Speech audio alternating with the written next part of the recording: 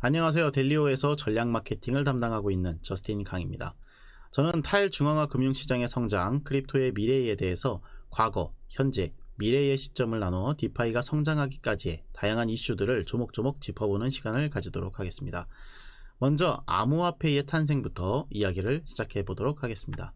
비트코인의 탄생 배경입니다. 2007년 서브프라임 모기지 사태 등으로 중앙기관들이 다양한 사건 사고로 신뢰를 잃고 있었던 상황에서 2008년 10월 사토시 나카모토라고 하는 익명의 누군가가 비트코인 A Peer-to-Peer Electronic Cash System이라는 9장의 논문을 공개하였습니다. 기존 금융 시스템이 디지털화되지 못했던 이유는 온라인상에서 P2P 결제가 이중지불의 문제점을 초래한다는 것이었는데요. 이것을 풀어낸 것이 블록체인입니다. 블록체인은 트랜잭션에서 타임스탬프를 포함하고 해싱, 즉 암호화를 하게 되는데 트랜잭션을 모아 블록을 만든 이 노드들에게 보상을 하는 개념입니다. 이때 모든 노드들은 네트워크에 참여할 수 있으며 이를 퍼블릭 블록체인이라고 할 수가 있습니다. 또 다른 블록체인 기술은 바로 분산원장 기술인데요. 기존 금융시장에서 원장의 소유권은 중앙기관에게 있었지만 비트코인에서는 누구나 원장을 소유할 수 있고 누구나 제3의 신뢰자로 네트워크에 참여할 수 있게 된 것입니다. 사실 2009년 한 개인의 컴퓨터 숫자 놀이에 불과한 이 비트코인이 가치를 가지기까지는 암호학 전문가들의 상당한 노력이 있었는데요. 인공지능이 1956년도에 시작된 것과 마찬가지로 암호학도 2차 세계대전을 변곡점으로 공개 표준키 체제의 탄생과 암호화, 복호화의 발전 등의 이러한 발명 등을 통해서 암호학을 대중 영역으로 끌어오게 되었다고 암호학 전문가들은 이야기를 합니다. 그러면 이제 비트코인 히스토리에 대해서 알아보도록 하겠습니다. 비트코인은 2008년 8월 18일 bitcoin.org라고 하는 도메인이 등록이 된 후에 같은 해 10월 31일 비트코인 P2P 전자화폐 시스템이라고 하는 논문에서 분산 원장 및 탈중앙화 개념을 담은 내용이 공개가 됩니다. 이후 해당 논문은 이론에 머무르지 않고 오픈소스 프로젝트인 소스포지에 등록이 된 후에 다음 해인 2009년 1월 3일 제네시스 블록이라고 불리는 비트코인 네트워크의 첫 블록이 생성이 됩니다. 그 후에 비트코인 0.1 버전의 소프트웨어가 배포가 된 후에 초기 사용자이자 개발자였던 할피니에게 10비트코인이 최초로 전송이 되는데요. 그리고 나서 9개월이 지나 자체적으로 가치 저장 수단으로 어느 정도 테스트가 완료가 된 시점에서 뉴 리버티 스탠다드라고 하는 이름으로 비트코인과 법정화폐 간 교환 가치를 공표를 하게 됩니다. 2009년 10월 달에 처음으로 공표된 가격은 1달러에 130만 비트코인이었는데 한 달 뒤 11월 달에는 1달러당 765 비트코인에 이르게 됩니다.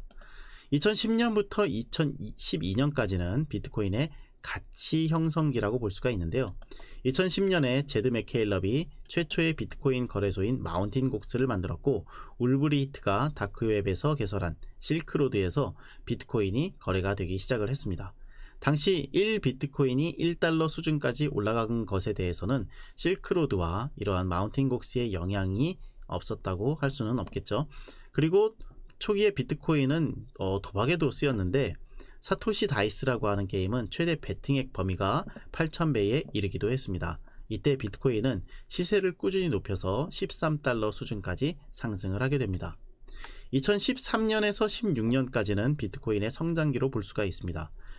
당시에 키프로스 재정 위기라고 하는 국제적인 이슈가 대두가 됐었는데요.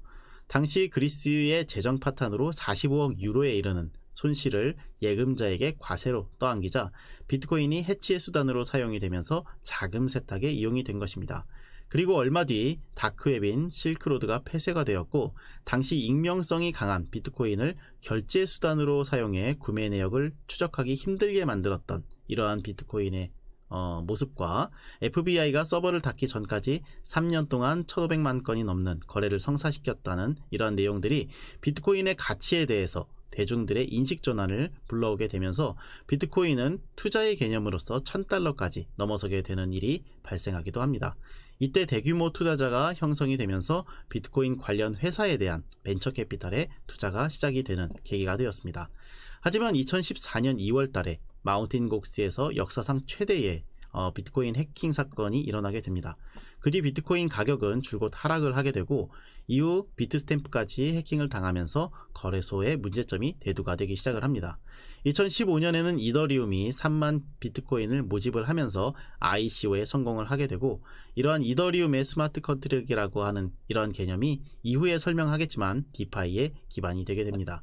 2016년에는 브렉시트 사태가 일어나면서 유로와 파운드 급락에 갈 곳을 잃은 자금들이 비트코인에 몰리기 시작을 했는데요.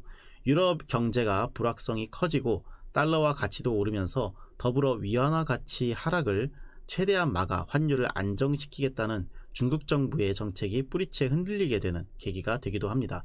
이때 중국 투자자들은 위안화 약세로 인한 중국 경제의 불안감으로 비트코인을 대거 매입을 하게 되면서 중국인들의 관심이 폭증하게 되는 계기가 되기도 합니다. 2017년에서 2021년까지는 암호화폐에 대한 대규모 투자 및 전 세계적인 관심이 폭증을 하게 되는 시기입니다. 2017년은 비트코인이 2만 달러에 육박하면서 중국과 한국의 가상화폐 열풍이 불었던 시기인데요. 당시 비트메인을 이끌었던 우지아는 아식 채굴기를 생산을 해서 약 3조 정도의 순이익을 내기도 하는 등 채굴 시장이 활성화되기도 하였습니다. 한편 12월 달에는 시카고 선물거래소에서 비트코인이 거래가 되기도 했습니다. 하지만 이듬해에 테더가 허위로 테더를 발행을 해서 비트코인 시세를 폭등시켰다는 의혹이 제기가 되고, 일본의 가상화폐 거래소가 해킹되는 사건이 일어나면서 비트코인을 비롯한 알트코인들의 시세가 급락을 하기 시작을 하였고, 설상가상으로 비트코인 캐시의 진영 다툼으로 인해서 한 번 더 큰 시세 하락을 보이기도 했습니다. 2019년에 이르러서 JP모건과 이 페이스북의 스테이블 코인에 대한 관심으로 비트코인이 상승하기도 했는데요. 중국의 CBDC에 대한 언급, 그리고 최근에 페이팔, 그리고 비트코인의 결제 허용 등의 이러한 이슈, 그리고 그레이스케일 등의 비트코인 자산 운용사들은 기관의 유입으로 안정적인 상승을 이어가고 있는 상황입니다. 비트코인 주요 시세에 대한 어떤 변화를 살펴보자면, 첫째, 화폐 통화에 대한 요인을 볼 수가 있습니다. 퀴프로스 사태, 브렉시트, 위안화 절하, 초인플레이션, 그리고 화폐 개혁 등의 이슈들이 비트코인 시세를 변화시켜 왔다고 볼 수가 있습니다. 둘째, 기술 보안에 대한 요인들이 있다고 볼 수가 있죠.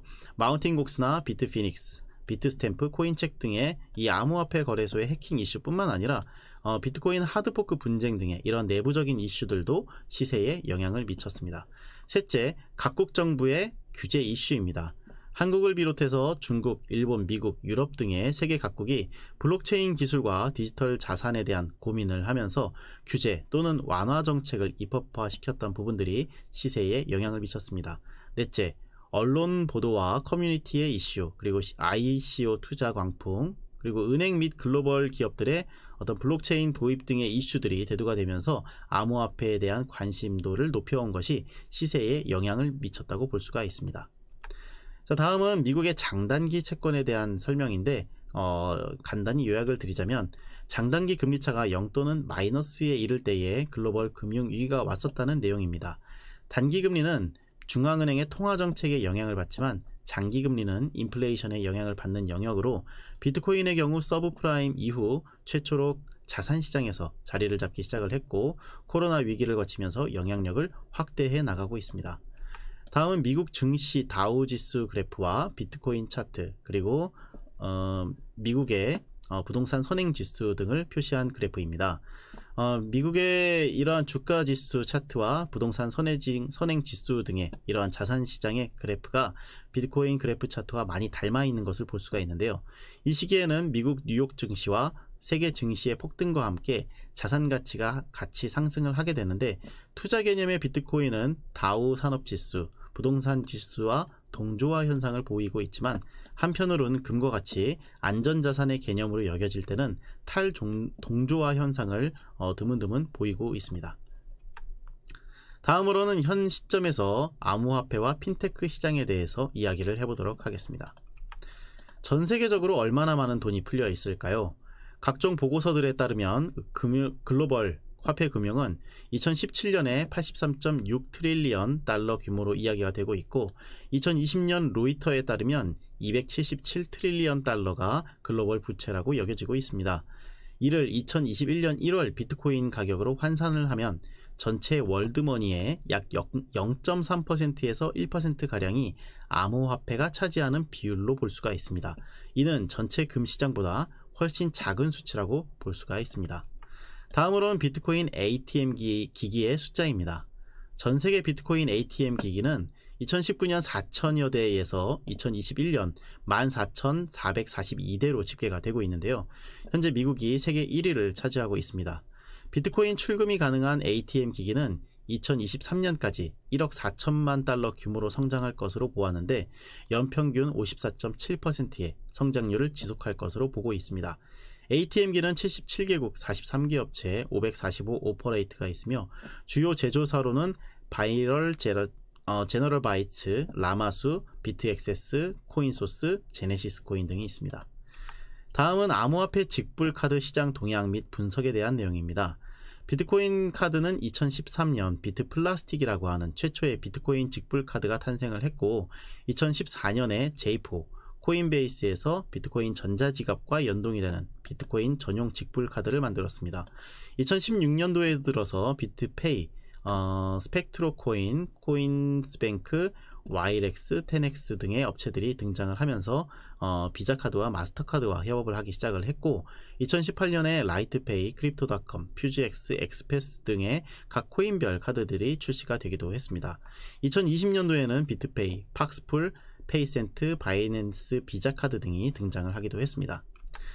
다음은 지급결제의 개념에 대해서 한번 이야기를 좀 해보도록 하겠는데요.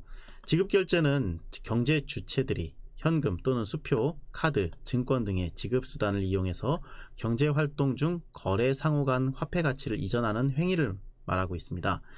지급결제는 지급, 청산, 결제 이러한 단계를 거치는데 하나의 자금이체나 금융상품의 결제를 가능하게 하는 이러한 제도적인 장치를 우리는 지급결제 제도라고 부릅니다.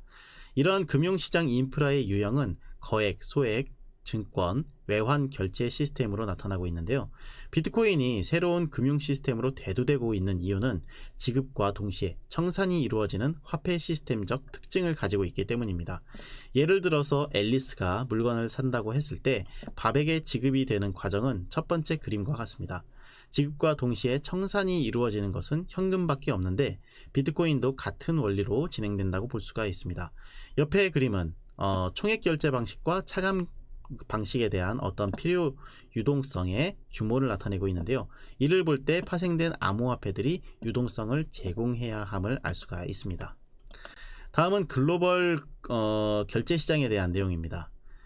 첫 번째로 인도에 대해서 살펴볼 수가 있는데요. 인도는 위조 지폐를 방지하고 검은돈과 테러단체 자금줄을 차단하기 위해서 화폐 개혁을 단행을 하고 전자결제 시장을 급성장시키고 있고 중국 같은 경우에는 낮은 신용카드 이용률과 높은 스마트폰 보급률의 결과로 인해 모바일 결제와 간편 결제 시장이 빠르게 성장을 하고 있습니다.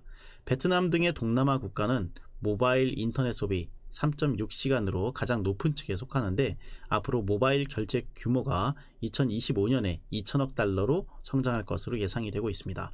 인도네시아는 QR코드 산업이 활성화되면서 고잭과 같은 라이드 헤일링 서비스 그리고 소매 유통 점포와의 제휴가 증가하고 있는 상황입니다. 아래의 그림은 인터넷 보급 비율 대비 은행 계좌 보유 비율을 보이고 있습니다. 모바일 시대가 되면서 기존 전통 은행들이 계좌를 발행하는 것보다 핀테크 업체들의 빠른 성장이 이루어질 것으로 보이는 그러한 그래프로 볼 수가 있습니다. 다음은 우리나라 핀테크 시장의 일부 내용을 가져와 봤습니다. 카카오뱅크 시총이 4대 금융지주 합산 시총을 넘어섰다는 뉴스가 있었는데요. 최초의 이 출범 당시에 저렴한 송금 수수료로 한 달 만에 300만 명이 가입할 정도로 돌풍을 일으켰던 이 카카오뱅크는 1천만 명 넘게 회원을 유치하기도 하였습니다. 뒤이어 이제 KB국민은행이나 KB 하나은행들도 이제 간편 해외 송금 서비스를 출시하면서 송금 수수료를 낮추려는 노력을 하기도 했습니다. 기존의 송금 시스템을 좀 살펴보자면 이 스위프트라고 하는 국제은행 간 금융통신망을 사용을 하는데 송금 수수료, 중개 수수료, 수취 수수료, 전신료를 내야만 합니다. 이게 시간이 많이 걸리기도 하고 국가 간 송금을 처리하는데 상당한 운영 비용을 지출하고 있는데도 송금 인프라에서 약 6%의 착오가 지속적으로 발생하는 것으로 알려져 있습니다. 송금 시장을 좀 더 자세히 한번 살펴보도록 하겠습니다. 국제 송금 시장은 연간 155조 달러 이상으로 추산이 되고 있는데요. 송금 수수료에 대해서 살펴보면 현금 사용이 많은 일본은 송금 비용이 가장 높은 국가로 손꼽히는 반면에 세계적으로는 7에서 9%가량의 수수료율을 보이고 있습니다. 좌측 하단에 보시면 글로벌 송금 규모는 날로 증가하고 있으며 우측 하단에 보시는 바와 같이 송금 수수료율은 지속적으로 하락을 하고 있습니다. 국제은행 간 통신협회 스위프트는 블록체인과 핀테크 기업에 대해 굉장히 큰 위기감을 느끼고 있는 상황인데요. 연간 최대 1조 6천억 달러의 운영 비용과 여러 가지 착오 등의 이러한 이슈가 끊임없이 대두가 되고 있기 때문입니다. 앞으로 이러한 금융 시스템의 패러다임이 변화될 것으로 예상이 됩니다. 이를 조금 더 쉽게 풀어서 얘기하자면 문자를 사용했던 사람들이 모바일 시대에 카톡을 쓰기 시작을 하면서 문자 비용을 내지 않았던 것과 마찬가지로 송금 분야에서도 핀테크와 블록체인의 확산이 기존 시스템을 상당히 변화시킬 것으로 보여지고 있습니다. 자, 세 번째로 이제 탈중앙화 금융시장의 성장에 대해서 한번 이야기를 해보도록 하겠습니다. 자, 먼저 디파이에 대해서 한번 정의를 내려보겠는데요. 블록체인 이외에 구축된 금융 애플리케이션 생태계를 우리는 디파이라고 이야기를 할 수가 있습니다. 즉 은행이나 결제 서비스 공급자와 같은 중개자가 없이 분산화된 방식으로 금융 서비스를 이용할 수가 있고, 이로써 대출, 차입, 교환, 스테이블 코인, 토큰화 또는 파생 상품 등의 금융 서비스를 블록체인 네트워크 상에서 활용할 수가 있게 됩니다. 미래 사회로 나아갈수록 또한 현금 없는 사회 추세는 가속화가 되고 있는데요. 한국, 덴마크, 프랑스, 호주 등의 각국은 이미 동전 없는 사회로 나아가고 있는 상황입니다. 한편 탈중앙화 금융은 디파이라고 하는 이 탈중앙화 금융은 암호화폐 특성에 맞는 초단기 금융상품과 같은 새로운 상품 서비스를 만들기도 하면서 락킹, 스테이킹 등을 통해서 대출 서비스, 블록 보상 등의 새로운 서비스를 제공하면서 수많은 편의를 제공하고 있습니다. 자, 여기에서 토큰화를 우리는 또 이야기를 해야 되는데요. 토큰화는 자산의 권리를 블록체인 상에서 디지털 토큰으로 바꾸는 것을 의미를 합니다. 기존의 화폐가 인터넷 네트워크 상에서는 디지털 화폐로 전환을 가능하게 했다면은 블록체인 네트워크 상에서 암호화폐를 거래할 수 있게 해주는 것을 우리는 토큰화라고 할 수가 있습니다. 이때 토큰화에 대해서 정의를 내릴 때 코인과 토큰이 헷갈리시는 분들이 많이 있는데 코인과 토큰의 차이는 독립된 네트워크, 이 블록체인 네트워크인 메인넷을 기준으로 구분을 할 수가 있습니다. 자, 블록체인 혁명의 저자 이 돈 뎁스콧은 암호화폐를 다음과 같이 분류를 했는데요. 먼저 비트코인과 같이 블록체인상 P2P 거래를 위한 크립토커런시를 하나의 분류 기준으로 보았고, 이더리움과 같이 디앱이나 미들웨어를 구현하기 위한 플랫폼, 그리고 스팀이나 어거와 같이 서비스가 운영되기 위한 유틸리티 토큰, 그리고 주식이나 부동산 디지털 증권과 같은 증권형 가치를 가지는 시큐리티 토큰, 그리고 크립토키티와 같이 특정 아이템이나 이런 수집 활동을 위해서 발행된 NFT 토큰, 그리고 스테이블 코인이 있습니다. 자, 스테이블 코인의 범위는 세 가지로 분류가 될 수가 있겠는데요. 첫 번째, 법정화폐 담보 스테이블 코인입니다. 특정 기관에게 법정화폐를 예치하고 예치금에 상응하는 가치의 스테이블 코인을 발행을 받아서 사용하는 이러한 코인을 말합니다. 테더 USDC 등이 이에 해당을 하고 있고, 둘째, 암호자산 담보 스테이블 코인이 있는데요. 이더리움과 같은 기타 암호자산을 이 스마트 컨트랙에 맡기고 프로토콜의 담보 비율에 따라서 대출을 받아 사용하는 코인을 말합니다. 그리고 마지막으로 무담보 스테이블 코인이 있습니다. 아무런 담보가 없이 발행돼서 이제 사용되는 코인으로 알고리즘에 의해서 이렇게 움직이는 테라 같은 프로토콜들이 있다고 볼 수가 있습니다. 자, 다음은 그러면 이 스테이블 코인에 대해서 어떤 이론적인 측면에 대해서 한번 접근해 보도록 하겠습니다. 여기서 보이는 이 임파시블 트리니티는 이 삼각형의 세 꼭지점 중에 두 개를 만족시킬 수는 있지만 세 개를 만족시키기는 어렵다라고 하는 내용입니다.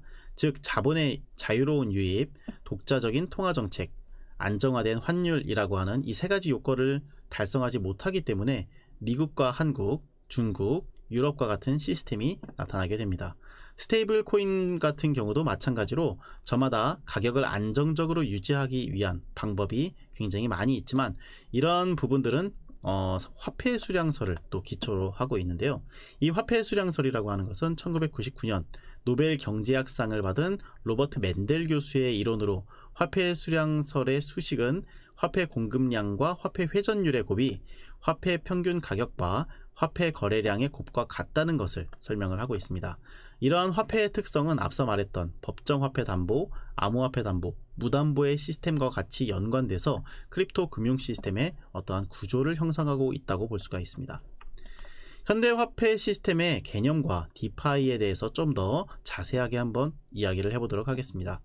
현대 화폐 시스템은 총 통화량을 어떻게 안정적으로 관리할 것인지를 고민을 하게 됩니다.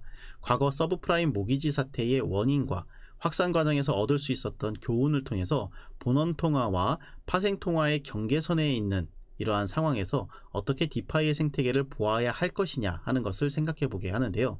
간단히 여기에서 본원 통화와 파생 통화를 설명을 하자면, 본원 통화는 한국은행이 시중은행으로 이렇게 흘려보낸 돈을 말하고, 파생 통화는 본원 통화가 예금 대출, 그리고 이러한 예금 대출을 반복하는 과정에서 신용 창조 과정을 통해서 부풀어 오른 그런 통화를 말하고 있습니다.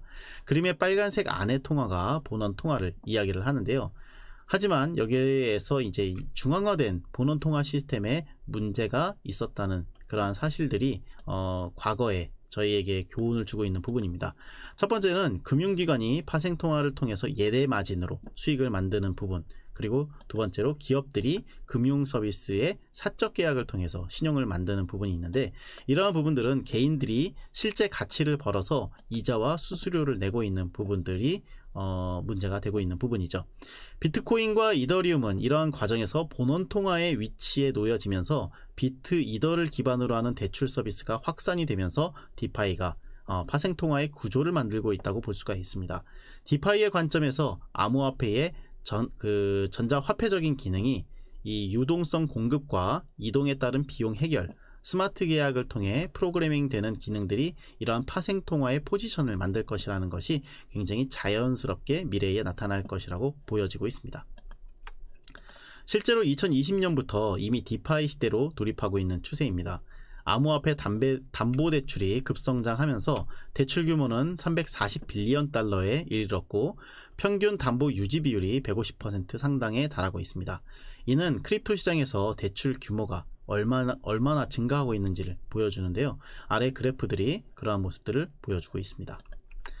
토큰 이코노미와 암호화폐의 미래에 대해서 조금 생각을 해보자면, 향후 기업들은 채권이나 주식을 발행할 경우에 BTC나 이더리움과 같은 재단이 발행하는 암호화폐가 아니라 각 나라의 통화 또는 스테이블 코인으로 발행되는 어떠한 그런 부분을 사용할 수도 있겠습니다. 하지만 현재까지는 이더리움이 디파이에서 큰 역할을 하고 있다는 것은 부인할 수가 없는 부분이고요. 그리고 비트코인이 이러한 디파이 시스템에서 계속적으로 사용되고 있다는 부분도 간과할 수 없는 부분이죠. 한편 기존의 은행들이 암호화폐로 재편되는 과정에서 단순히 탈중앙화 거래소뿐만 아니라 디파이와 시파이의 경계선에 있는 이 블록파이와 델리오와 같은 플랫폼들의 니즈가 상당히 증가할 것으로 보여지고 있습니다. 암호화폐를 보유하고 있는 투자자들에게 단기 대출 서비스를 제공하는 이러한 서비스들이 향후 활성화될 것으로 예측이 되고 있습니다.